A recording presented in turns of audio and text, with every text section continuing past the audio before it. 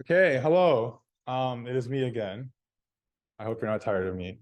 Welcome back to Intro to Backend Development. This week is our last week of lecture, and we're going to be covering images today, and carry on demo on Wednesday. And yeah, and hack challenge just commenced, so you guys will be kind of learning this along with working on your project. So just consider if you want to implement this in your project or not. But yeah, let's get going. So a few announcements. The mentor preference form is released. I announced this earlier today, but for those of you, well, everyone here participating in Hack Challenge, there's a Google form where you can put, like a list of preferences of who you want to be mentored by. So each backend member on app dev will be a mentor, and one of them will be assigned to be your mentor that you're going to be contacting throughout the course of the Hack Challenge event. Me and Jessica are also two of the mentors, but make sure you there's like an intro video, so make sure you watch the whole thing or watch other members too, because we're not your only mentors. Yeah, and these mentors are very friendly people, right? We're all just friends on app dev, so you can reach out for any sort of backend help. You can reach out for coffee chats and anything in between. Mandatory check-ins will also be part of your midpoint grade. And more information on that will be posted tomorrow, so just keep a lookout on the backend ed. Git is also one important skill for the hack challenge, especially if you're collaborating with other members. We did an optional lecture on Git, so if you need a refresher on that, just go to the AppDev YouTube channel, and the Git lecture is there. And again, this is the last week of the class. One thing I wanted to mention, and I'll probably bring it up later again, is the ongoing Kahoot that's been going on for the semester. We're going to be announcing the winners of that next class on Wednesday, and also releasing the prizes for the top 5 Kahoot performers this semester. So yeah, that's very exciting. Stay hyped for that too. Maybe you can make a last-minute comeback. Cool. So I guess before we move on, do you have any questions? Does anyone have any questions about Hack Challenge, logistics, about backend, anything along those lines? If not, we can move on. Okay, so let's talk about storing data and how we've traditionally done it in this course. So let's consider this table, right? This is a very traditional table. Maybe it's a database table that's used for say a shop that sells fruits. So we have name apple, we have 10 of them, and each of them costs $1.15. We have oranges that cost 20, and each of them costs $1.30, and so on. And so this is a traditional table that we've worked with so far in the semester, right? And each of these columns have a specific data type, right? That's the whole advantage of databases, is that it's structured. Each column has one data type, so that we don't have any confusion on what can be stored in each of these columns, right? So the ID would be an integer, the name would be a text, integer. Real is just another name for double, if you've worked with those, kind of decimal numbers, and that's what we've worked with so far. But what if you want to store images, right? A lot of apps out there store images, have some sort of profile, whether it be profile images or post images for posts, and so on. So what happens in that scenario, right? What if we want to store the image? What is the data type for that? So that's what we'll be discussing today, and what we'll be implementing later during demo. Okay, so again, the question boils down to how should we store images, right? And there's really three options to this. And right, we'll cover them one by one. So the first one is to store image as a blob. The second one is to store them as local file paths, and the third one is to store image URLs. So the first one we're going to talk about is storing images as a blob in the database. So what does that mean? Blobs are short for binary large. Blobs are short for binary large objects, and it's essentially just your image or any kind of file stored in binary. Right, and this is used for files that aren't miscellaneous files, like documents, images, videos, and other multimedia files.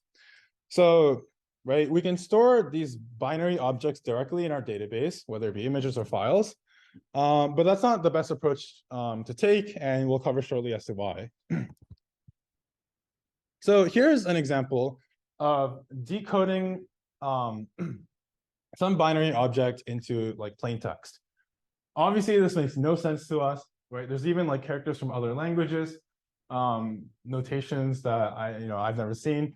So this doesn't make any sense to us, right? This doesn't kind of tell us what the image or like the file is all about. So the benefit of a blob, storing blobs, these binary objects directly in the database, is that it's easy to implement because we just directly chuck them into the database. But that's about it. And it obviously comes with a bunch of drawbacks. The first thing is that the database storage is relatively expensive.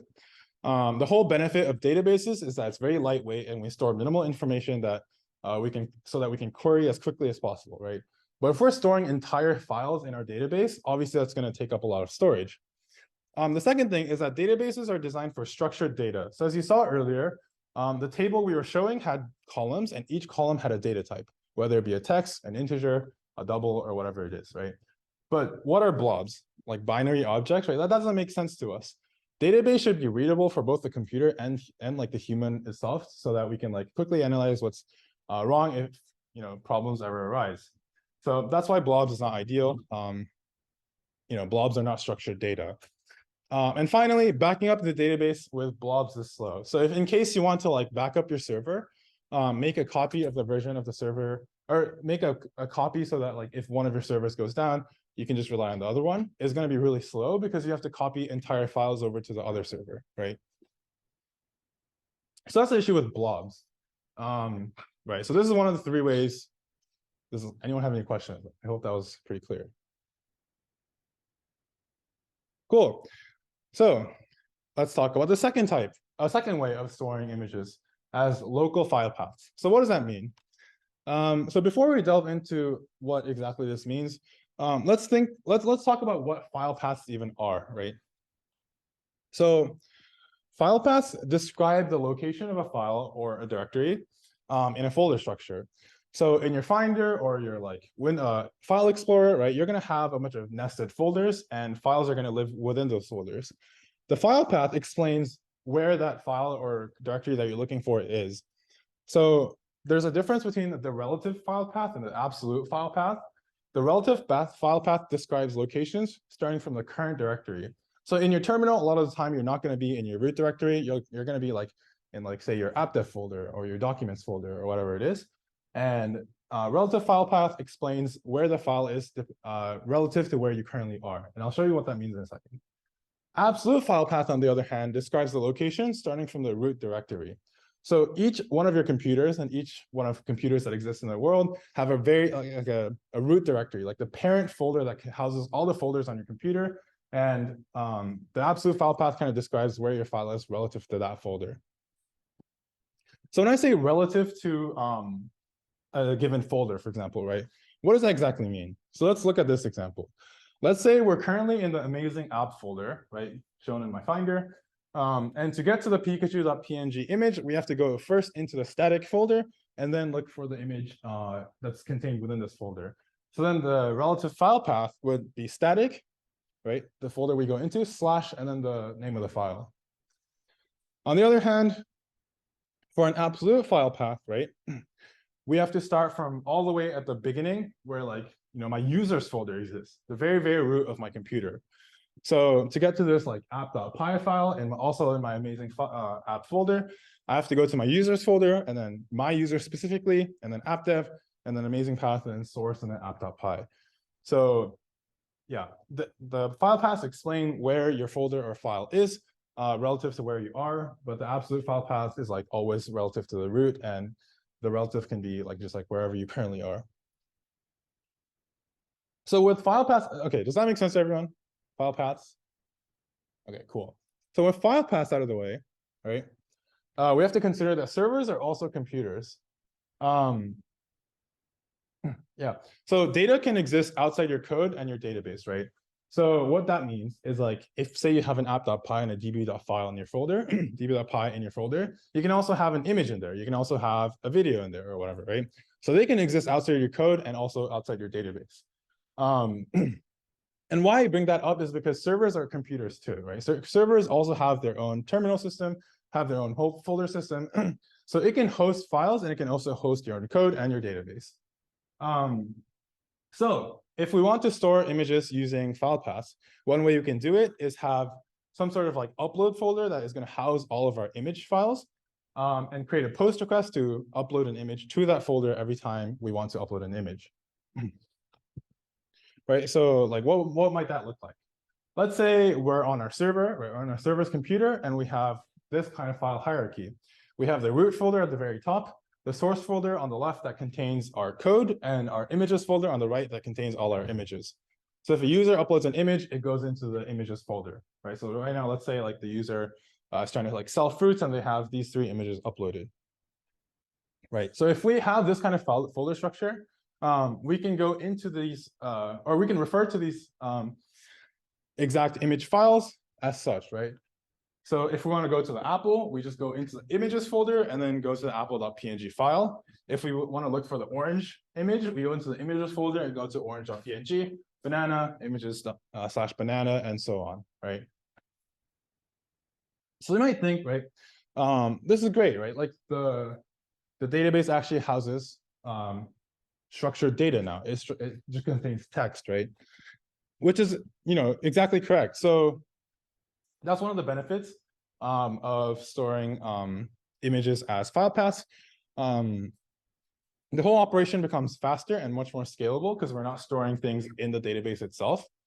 The server doesn't need any special coding or pre-processing, aka it doesn't have to convert that messy binary into the image and back, right? It just has to like look for the file in the computer. And image backup is asynchronous. So what this means is like you trying to retrieve an image is independent of images being copied onto other servers. And that might be a little hard to understand, but just know that like images live in their own folder system, so they don't have to interact with like whatever your code is doing, is like the whole idea. Also, it's prettier.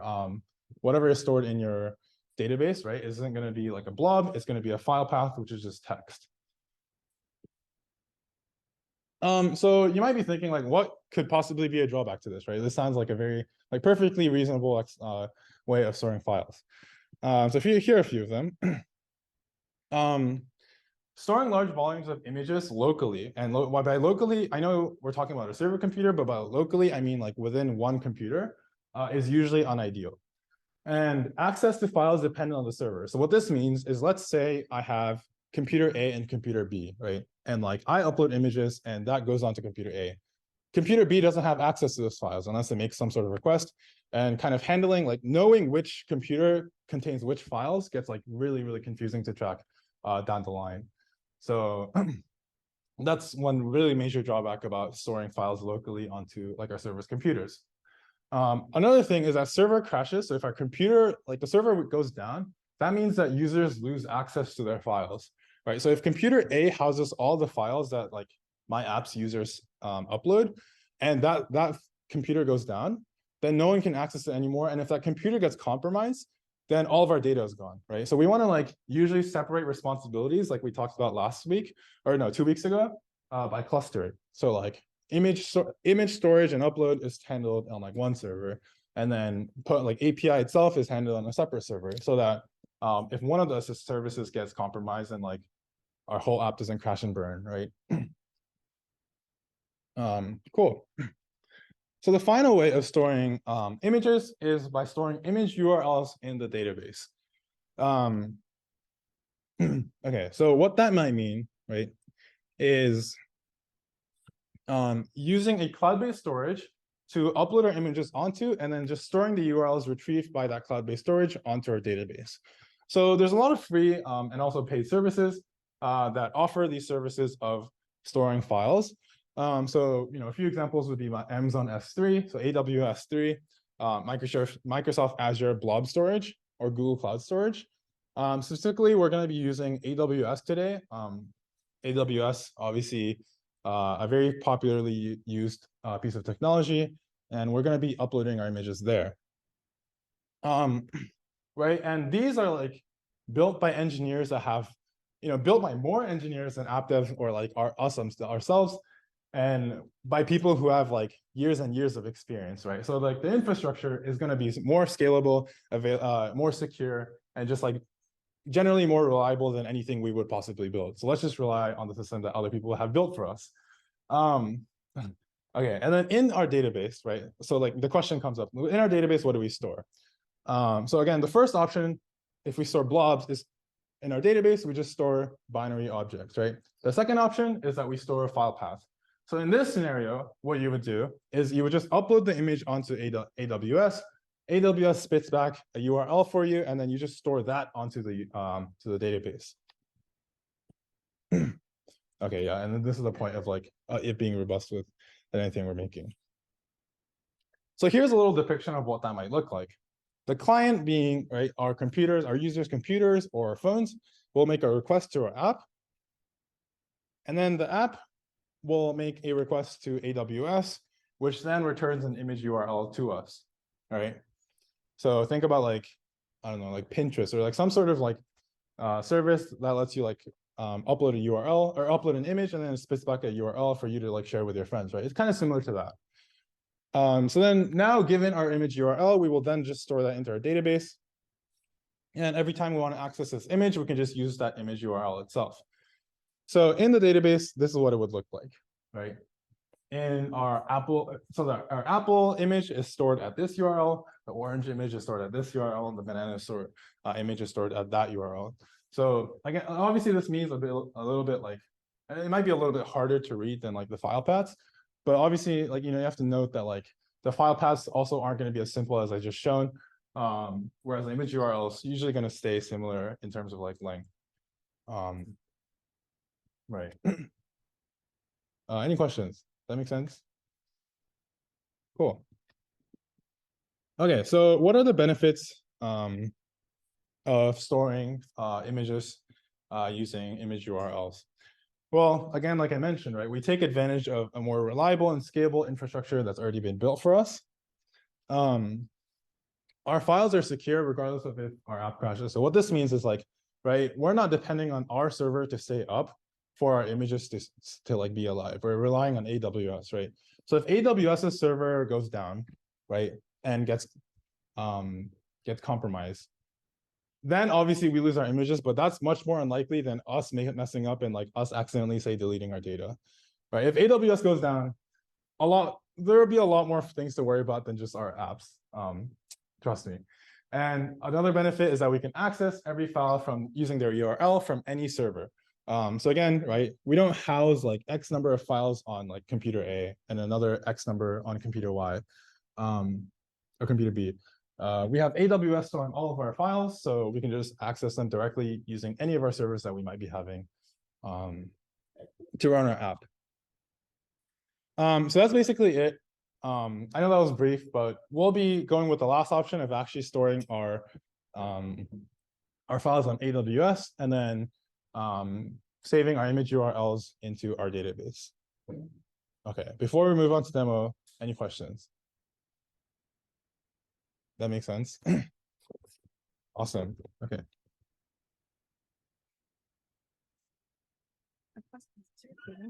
Yeah, it's okay.